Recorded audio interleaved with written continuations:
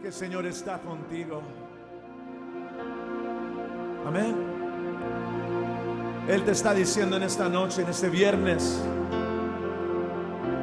no temas de la oscuridad, del terror nocturno. Salmo 91. Que Él ha dado órdenes a sus ángeles acerca de ti, para que te guarden en todos tus caminos, para que no tropieces donde vayas, para que ningún mal, ninguna virus te pueda tocar. Por eso no temas. No temas,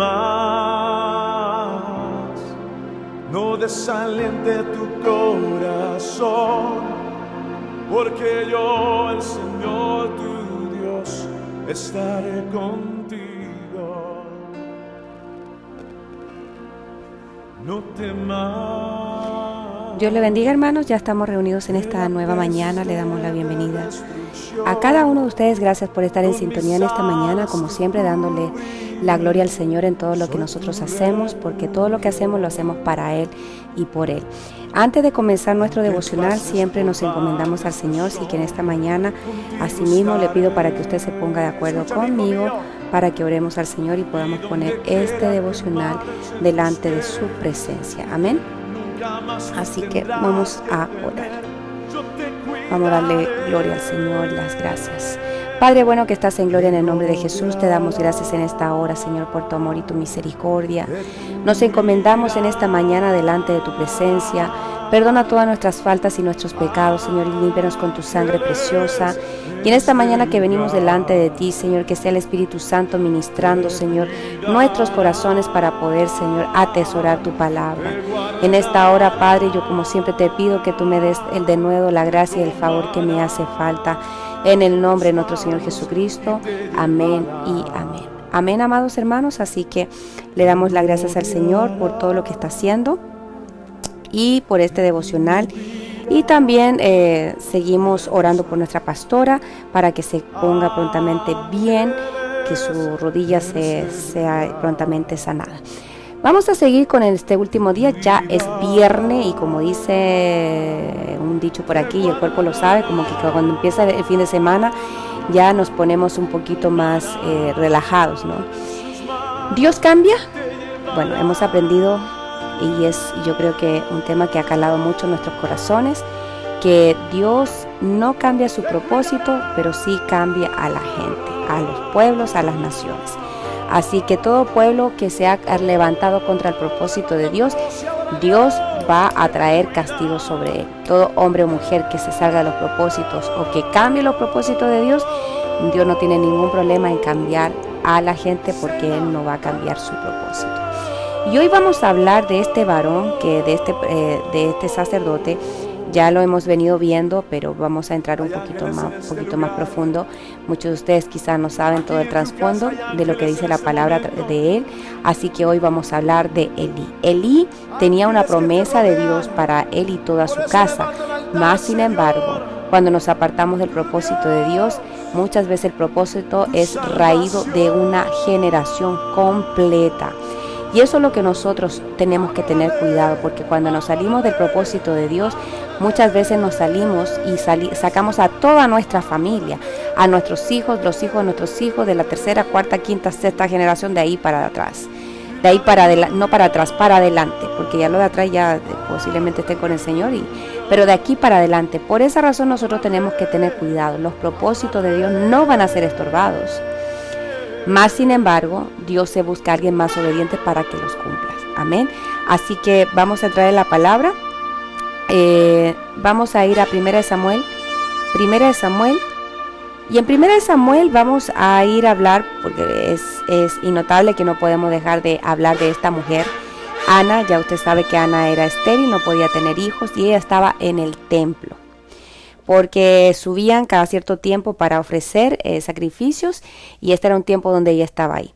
Entonces, bueno, no vamos a tocar el tema de Ana porque ya lo hemos visto, pero ¿qué implicancia tiene Elí en todo esto? Vamos a ir a 1 Samuel capítulo 1, Versículo 12.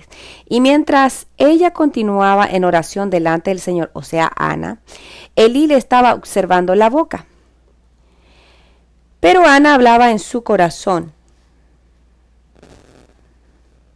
Solo sus labios se movían y su voz no se oía. Elí pues pensó que estaba ebria.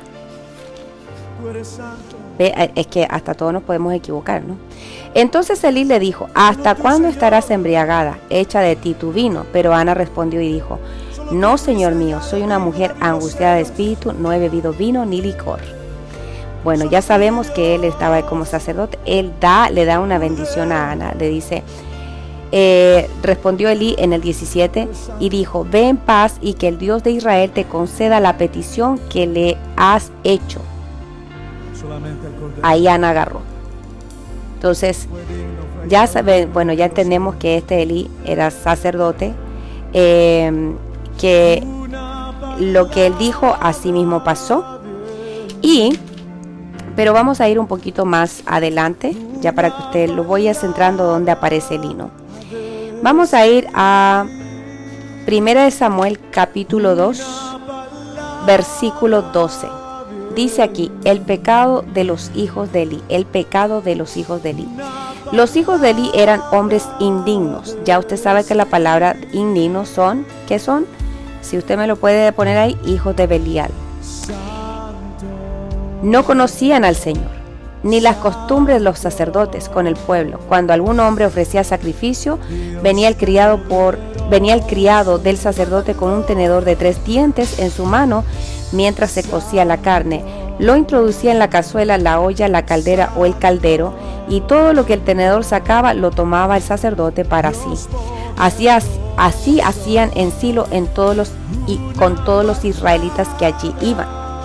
Asimismo, antes de quemar la grosura, el criado del sacerdote venía y decía al hombre que ofrecía sacrificio: da al sacerdote carne para asar, pues no aceptará de ti carne cocida, sino solamente cruda.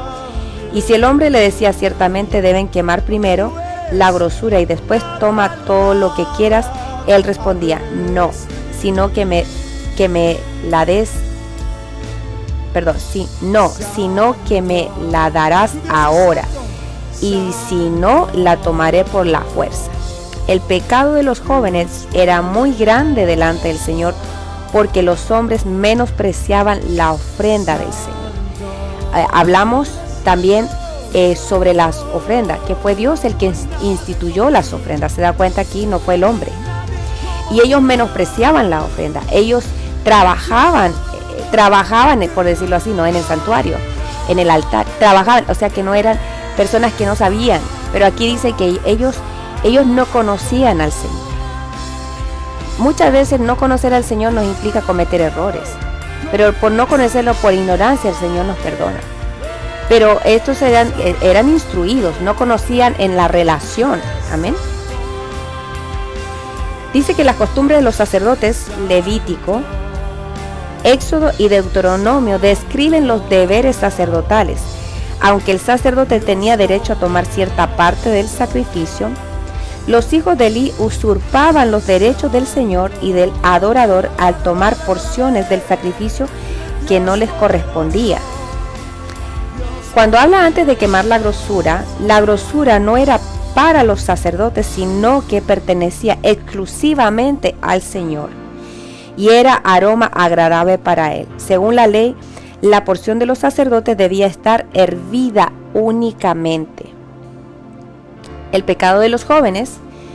Nótese el contraste entre la actividad de los hijos de Elí y la de Samuel. ¿Ok? Porque Samuel era muy diferente a los hijos de Elí. Entonces, la costumbre de los sacerdotes, ellos no la hacían. Ellos hacían lo que ellos querían. Y lo que ellos hacían, el pecado que estos jóvenes hacían, era muy grande delante del Señor. Así que, ¿por qué razón? Ellos menospreciaban la ofrenda. Por eso nosotros tenemos que tener cuidado en menospreciar la ofrenda. Tenemos que tener cuidado. Aquí, el mayor error de Elí fue el no haber corregido a sus hijos. ¿Por qué razón? Un hijo que no es corregido obviamente va a tener un árbol que está chueco. Y era tan grande el pecado que el Señor ya estaba cansado. Por eso dice el Señor, me levantaré para mí un sacerdote que sea conforme a mi corazón y mi alma. El Señor reprende, el Señor le habla a Eli. Y cuando, aquí está. El Señor le habla a Eli y el Señor le manda profeta y le habla con respecto a lo que está sucediendo. Dice en el capítulo 2, 1 Samuel capítulo 2, versículo 27. Entonces un hombre de Dios vino a Eli y le dijo, así dice el Señor, ¿no me rebelé ciertamente a la casa de tu padre cuando ellos estaban en Egipto, esclavos de la casa de Faraón? ¿No los escogí de entre todas las tribus de Israel para ser mis sacerdotes, para subir a mi altar, para quemar incienso, para llevar un efod delante de mí? ¿No di a la casa de tu padre todas las ofrendas encendidas de los hijos de Israel? ¿Por qué pisoteas mi sacrificio y mi ofrenda que he ordenado en mi morada, y honras a tus hijos más que a mí, engordándoos con lo mejor de cada ofrenda de mi pueblo Israel? Por tanto, el Señor Dios de Israel declara, ciertamente yo había dicho que tu casa y la casa de tu padre andarían delante de mí para siempre. Pero ahora el Señor declara, lejos esté esto de mí, porque yo honraré a los que me honran, y a los que me menosprecian serán tenidos en poco. He aquí vienen días cuando cortaré tu fuerza y la fuerza de la casa de tu padre, y no habrá anciano en tu casa. Y verás las angustias de mi morada, a pesar de todo el bien que hago a Israel, y nunca habrá anciano en tu casa. Sin embargo, a algunos de los tuyos no cortaré de mi altar, para que tus ojos se consuman llorando, y tu casa morirán en la flor de la juventud. Y para ti esta será la señal que vendrá en cuanto a tus dos hijos, Ofni y Finés. En el mismo día morirán los dos. Y aquí dice, pero levantaré para mí un sacerdote fiel que hará conforme a los deseos de mi corazón y de mi alma, y le edificaré una casa duradera, y él andará siempre delante de mi ungido. Y acontecerá que todo aquel que haya quedado de tu casa vendrá y se postrará ante él, y por la moneda de plata o una torta de pan, y dirá, asígname a uno de los oficiales sacerdotales para que pueda comer un bocado de pan. ¿Se da cuenta? Y viene después, Dios llama a Samuel. Cuando Dios saca a uno, Dios pone a otro. ¿Por qué razón? Porque los hijos de Elí menospreciaban la ofrenda. La ofrenda no la instituyó el hombre, la instituyó el Señor, y con un propósito. Y Elí fue tan, negligente, que él no corrigió a sus hijos.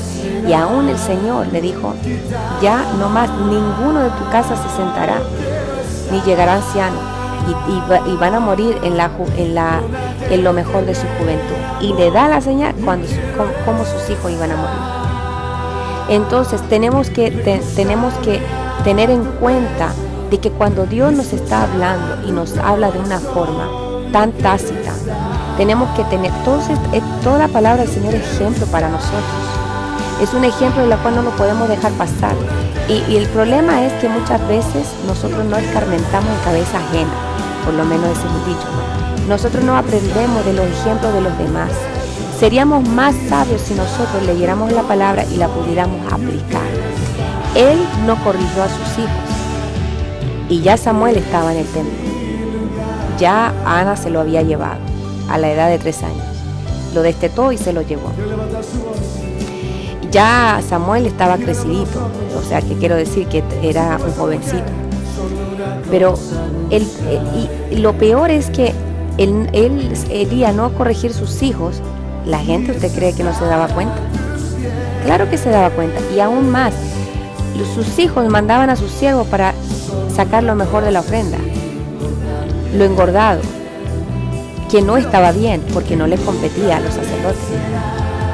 Entonces, ¿qué problema había ahí? Obviamente, un desconocimiento absoluto de Dios por parte de los hijos. Por esa razón, ¿qué problema? Que no solamente no hubo la corrección, ¿qué pasó con la enseñanza? ¿Qué pasó? Este padre no solamente no haber corregido a sus hijos, ¿dónde fue la enseñanza? ¿Qué sucedió? Y ahí nosotros tenemos que ponernos a pensar, porque si el Señor nos habla claramente, porque aquí le dice lo corta, ahí usted se da cuenta que ya Él lo saca, lo destituye, pero eso no fue que pasó inmediatamente. Acuérdense que la palabra del Señor tiene su tiempo en lo cual se va como gestando y se lleva a cabo. Dice aquí en el capítulo 3 de Primera de Samuel, capítulo 3 versículo 1: el joven Samuel servía al Señor en presencia de Elí. La palabra del Señor escaseaba en aquellos días. Las visiones no eran frecuentes. Obviamente entendemos por qué la visión no eran frecuentes y la palabra escaseaba. Y aconteció un día, estando Elí acostado en su aposento, sus ojos habían comenzado a oscurecerse y no podía ver bien. Cuando la lámpara de Dios aún no se había apagado y Samuel estaba acostado en el templo del Señor, donde estaba el arca de Dios, que el Señor llamó a Samuel y respondió: aquí estoy. Entonces corrió a Elí y le dijo: aquí estoy, pues me llamaste. Pero Elí le respondió: yo no he llamado, vuélvete a acostarte. Y él se fue y se acostó.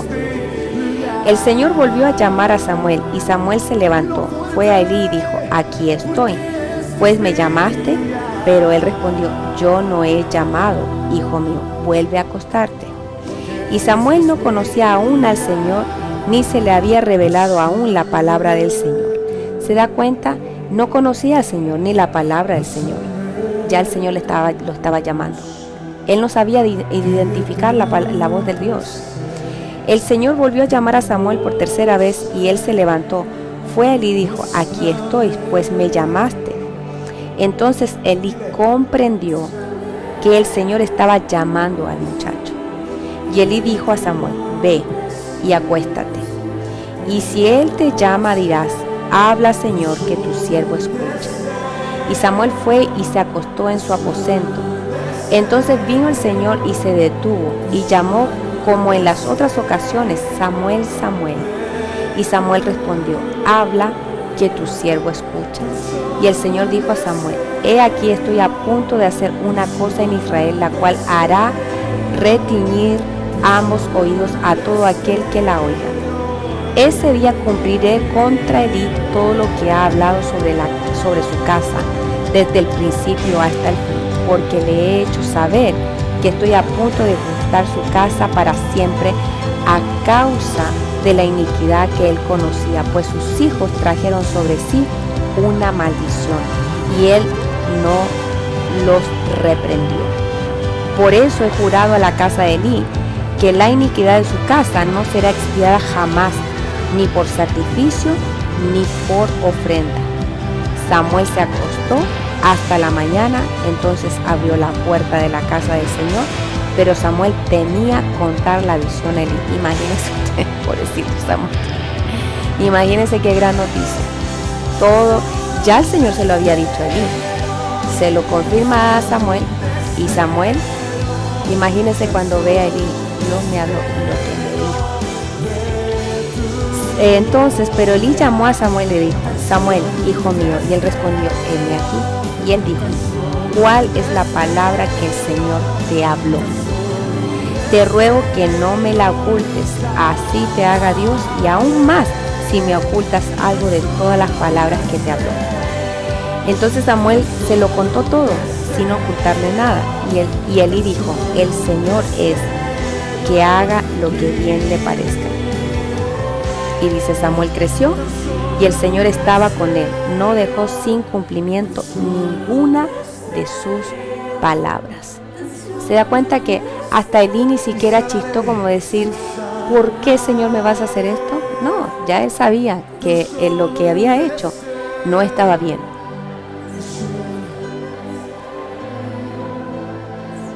Y cuál iba a ser su fin, porque ya también el Señor se lo había revelado. Amén. Por eso qué importante que nosotros prestemos atención a estas cosas.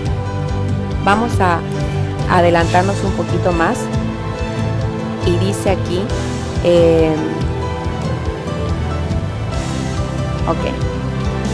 en el capítulo 1 de Samuel, en el capítulo 4, los filisteos derrotan a Israel. Pero vamos a ir al punto nomás, adelante, que está en el versículo 11. El arca de Dios fue capturada y murieron los dos hijos de Elí, Ofni y Finés. ¿Se acuerda que el Señor le dijo que los dos hijos iban a morir juntos? Pues bueno, ahí se cumplió. Y el arca fue capturada. Que hayan capturado el arca era algo terriblemente gravísimo, porque en el arca baja la presencia del Señor. Entonces, que la hayan capturado los filisteos era algo gravísimo. Y vienen entonces, en el capítulo 12, vienen corriendo para decirle a Elí lo que ha sucedido. Dice en el 14, 1 Samuel 4:14, dice: cuando Elí oyó el ruido de los gritos, dijo: ¿qué significa el ruido de este tumulto? Entonces el hombre se acercó apresuradamente y dio la noticia a Elí. Obviamente no eran buenas noticias. Elí tenía 98 años, sus ojos se habían cegado y no podía ver. Y el hombre dijo a Elí: yo soy el que vine del campo de batalla. Hoy escapé del campo de batalla. Y Elí preguntó: ¿cómo fueron las cosas, hijo mío?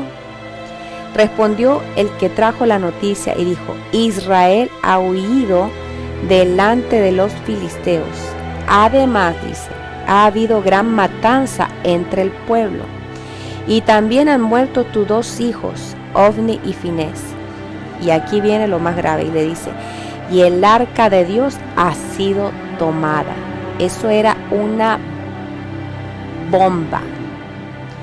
Y sucedió que cuando mencionó el arca de Dios, Elí cayó de su asiento hacia atrás, junto a la puerta, se rompió la nuca y murió. Pues era entrado en años y pesaba mucho. Había juzgado a Israel 40 años.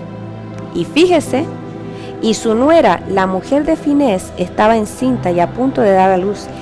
Al oír la noticia que el arca de Dios había sido tomada y que su suegro y su marido habían muerto, se arrodilló y dio a luz, porque le sobrevinieron los dolores de parto.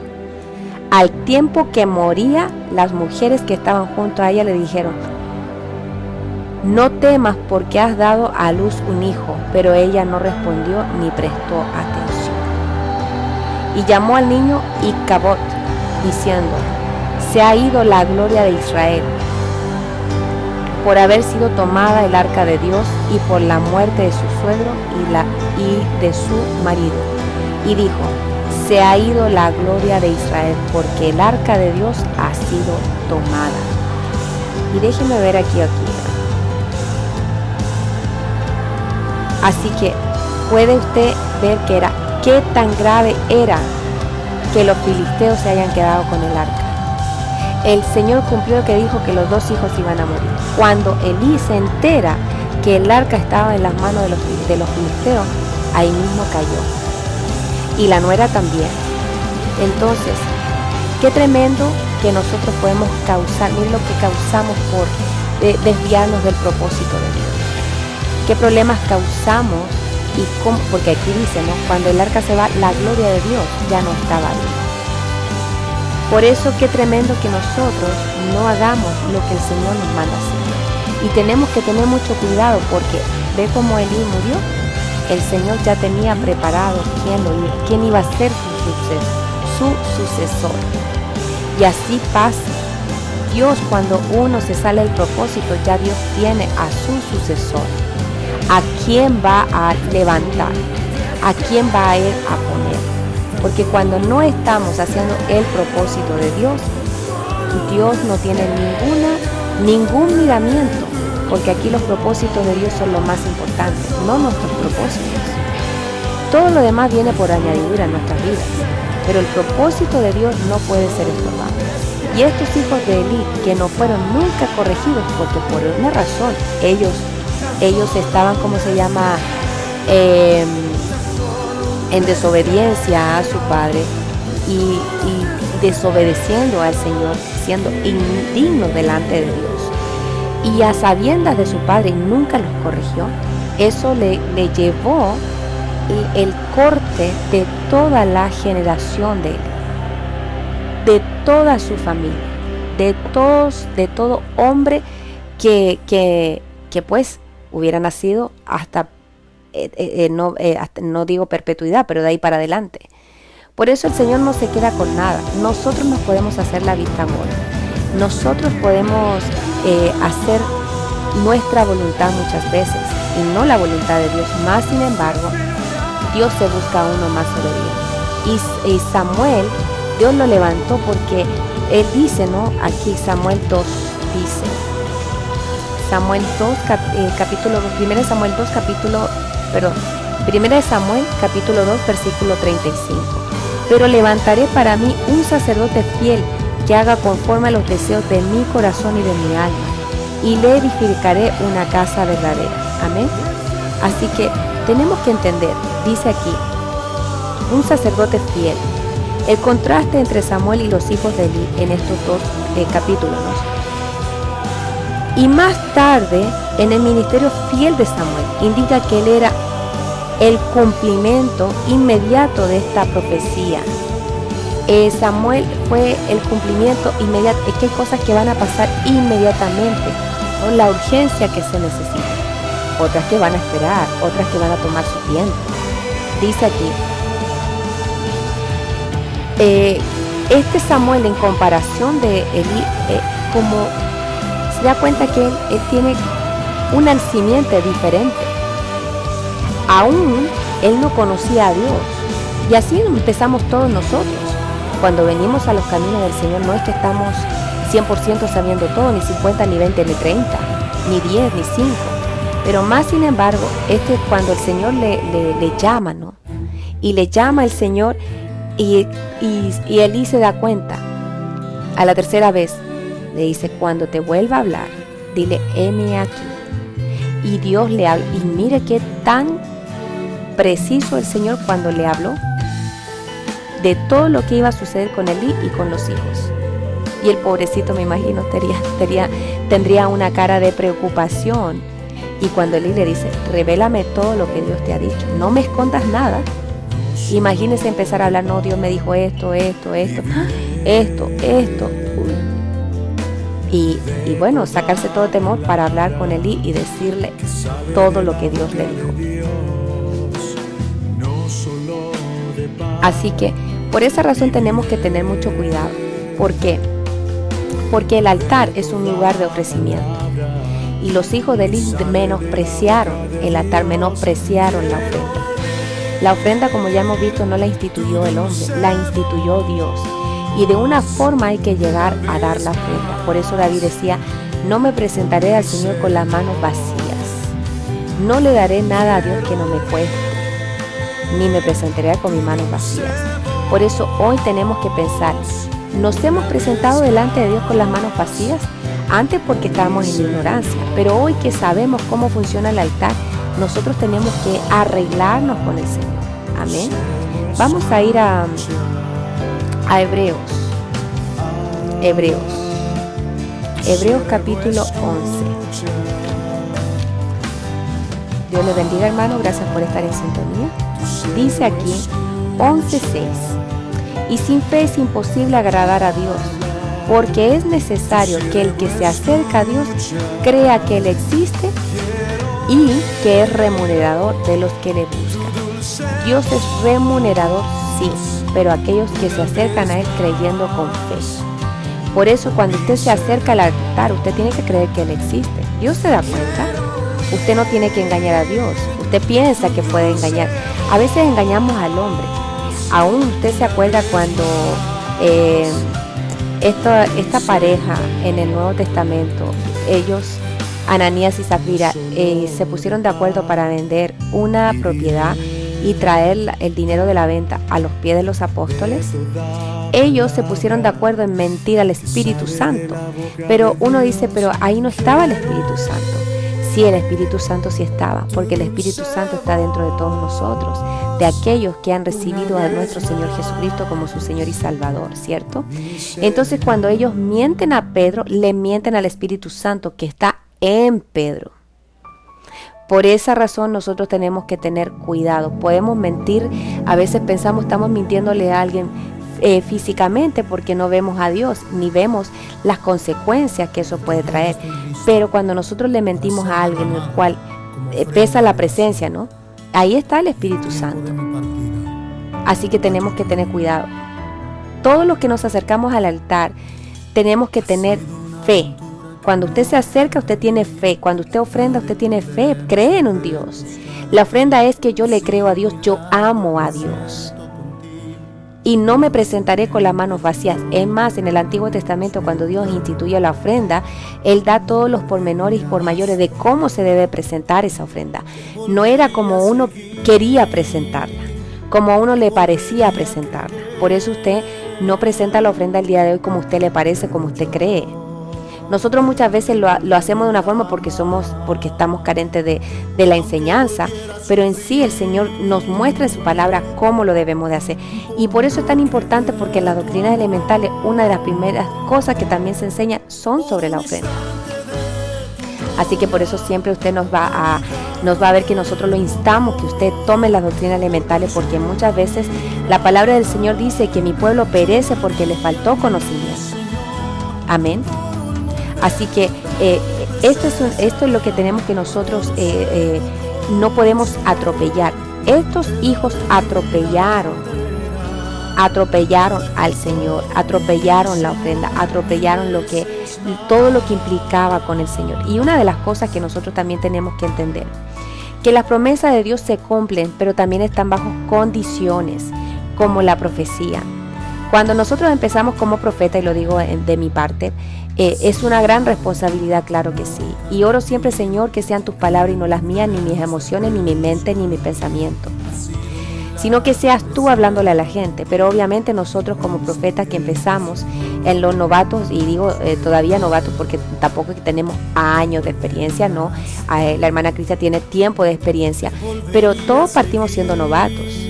Y el novato, como decía la pastora y el pastor, no, nunca le pone en condición a la gente. Pero usted ve aquí que el Señor siempre pone condiciones. En toda la palabra el Señor pone condición. El Señor te dice que te va a bendecir, pero, ¿se acuerda cuando hay un pero? Es porque no solamente te va a decir lo bonito. Para que tú te mantengas y puedas recibir esa palabra, el Señor te va a hablar de una forma y te va a decir, tú vas a recibir esto, pero estas son las condiciones. Dios nunca te va a hablar y no te va a dar una condición, porque imagínese que usted estuviera haciendo algo que esté equivocado y el Señor te lo permita seguir haciendo. No, Dios no es así. Dios te va a decir algo, porque tú pides algo y Dios te habla, y si estás mal, Dios te lo va a decir, Dios te va a corregir, Dios nos corrige. Si somos sus hijos, dice que como hijos nos corrige. Amén. Así que lo más importante que nosotros debemos de ver es que el Señor nos va a corregir, que la profecía tiene condiciones. La profecía sí tiene condiciones.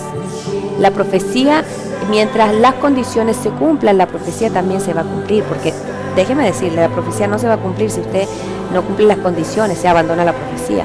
Por eso muchas veces decimos, cuando una casa se aparta del propósito de Dios, Dios se aparta de esa casa.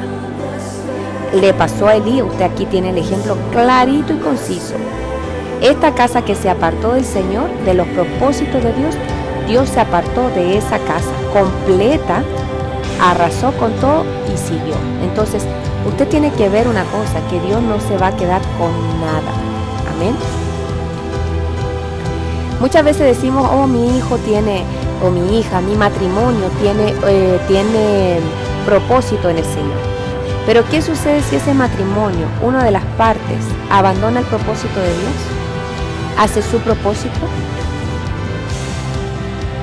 ¿Usted no pensará que Dios se buscará a otro que es más obediente? Y a veces nosotros solamente nos afirmamos, el Señor nos habló, que el Señor nos va a usar, sí, pero ¿Qué sucede en el caso que cuando una de las partes no está haciendo el propósito de Dios? Cuando no quiere hacer la voluntad de Dios, cuando no quiere caminar en los estatutos de Dios, ¿qué pasa? Obviamente la palabra, el propósito que hay para ese matrimonio no se va a cumplir en la cabalidad que uno como esposa quisiera. Porque uno quisiera, sí, el Señor me habló y que haga esto, sí, muy bonito, pero ¿qué sucede cuando una de las partes no está cumpliendo lo que tiene que cumplir? Ahí no queremos, hermanos, que nosotros analicemos, porque muchas veces hemos tomado nuestra propia voluntad y nos hemos apartado de la voluntad de Dios. Hemos hecho nuestra voluntad, hemos hecho nuestro camino, hemos escrito nuestras historias, pero no lo que el Señor nos mandó a caminar ni a escribir. No estamos haciendo eso. Estamos haciendo nuestro propósito, no el propósito de Dios. En hacer nuestra voluntad muchas veces no hacemos el propósito de Dios.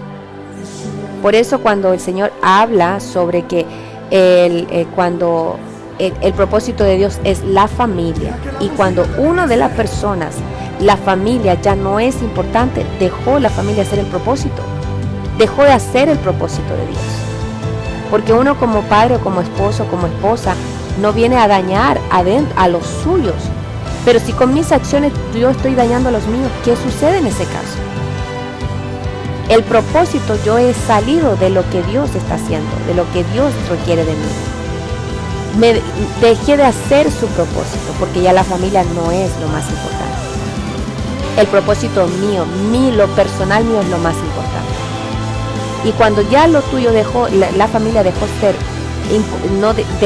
ser lo importante, dejaste de caminar en el propósito, porque la familia es propósito de Dios. Por eso hoy tenemos que pensar qué tan lejos estamos del propósito de Dios, para hoy acercarnos al propósito de Dios.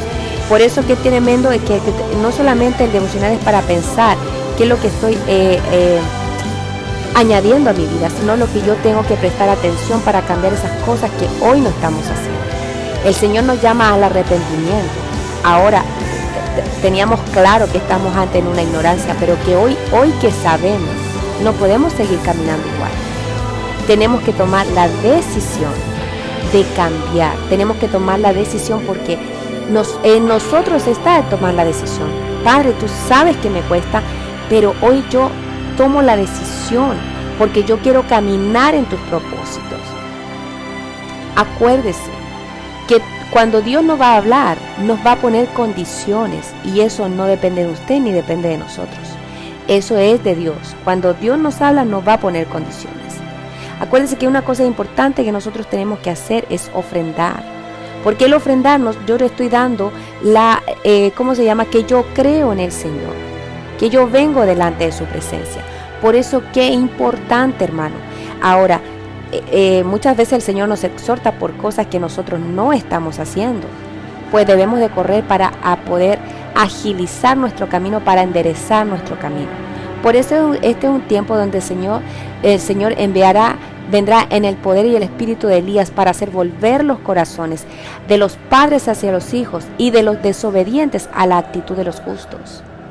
Por esa razón yo no me acerco a Dios como yo pienso. El Señor dice, y levantaré para mí un sacerdote conforme a los deseos de mi corazón. ¿Se da cuenta que no está diciendo los deseos de su corazón? Sino del deseo del corazón de Él y de su alma. No los deseos míos, de mi corazón y de mi alma, sino los deseos de Él. Porque nosotros debemos caminar conforme al propósito de Él. Por eso el Señor Jesucristo dijo, yo no vine a hacer nada de mi propia cuenta. Yo vine a hacer todo lo que vi hacer a mi Padre. Y es más, Él no habló nada de su propia cuenta. Él habló lo que oyó hablar a su Padre. Por esa razón, hoy es un tiempo donde nosotros tenemos que meditar y tenemos que ser renovados en nuestra mente. Señor, ayúdame para yo no salirme de tu propósito, para yo caminar en tu propósito. Ya hemos aprendido que el Señor cambia a sus siervos, que el Señor cambia a las personas, que el Señor cambia a los pueblos, que el Señor cambia a naciones, para que su propósito se cumpla. Amén. Las promesas del Señor, acuérdense que ya hemos aprendido, eso el Señor lo va a... Las promesas están condicionadas. Usted la va a recibir mientras usted haga lo que ahí se le dice, a lo mismo que la profecía. La profecía va a ser condicionada. Amén.